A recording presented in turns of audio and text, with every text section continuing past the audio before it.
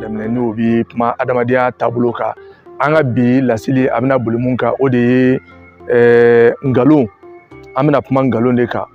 ngalon yɛrɛ ye fɛn jumɛn ye ngalon n'i y'a lajɛ o de ye ka fɛn fɔ fɛn mun tɛ tiɲɛ ye donc ale ye tiɲɛ contraire de ye mɔgɔ bɛ ngalon tigɛ mun na i bɛ ngalon tigɛ walasa ka se ka nafa dɔ de sɔrɔ a la o nafa mun filɛ yalima nafa ye a bɛ mɛn wa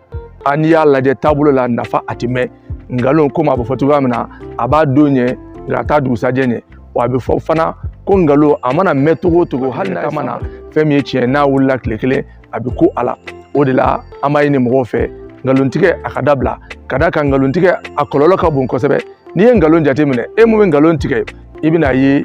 minnu bɛ yen n'u b'i lamɛn n'u bɔra ko in tiɲɛ kalama don o don u bɛ tigɛ e la n'o y'a sɔrɔ i bɛ baara la i ni minnu baara la ɲɔgɔn fɛ olu bɛ tigɛ i la n'o o y'a sɔrɔ i ye dutigi ye a bɛ kɛ sababu ye i denw bɛ tigɛ i la ni o y'a sɔrɔ fana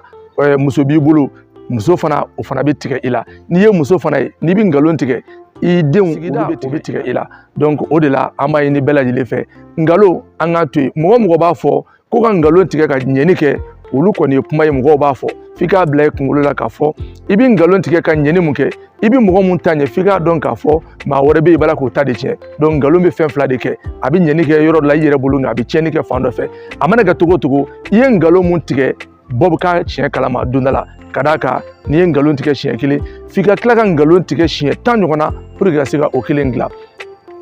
n bɛ o kɔrɔmasurun di aw ma ni mɔgɔ dɔ ye ngalon tigɛ mɔgɔ dɔ ye sisan i b'a sɔrɔ n'a ko a bɛ taa kuma in lakale tuguni a tigilamɔgɔ ye a b'a lakale tuguni nɔsi wɛrɛ la mun ni dɔ in tɛ kelen n'a taara fan wɛrɛ fɛ la même chose n'olu mɔgɔ nana ɲɔgɔn ye don min na olu bɛna bɔ a kalama k'a fɔ ko a ye kuma min fɔ ko tiɲɛ tɛ donc an b'a ɲini mɔgɔw fɛ mɔgɔw ka ngalon tigɛ dabila u ka tiɲɛ fɔ tiɲɛ de bɛ laban ngalon ale tɛ laban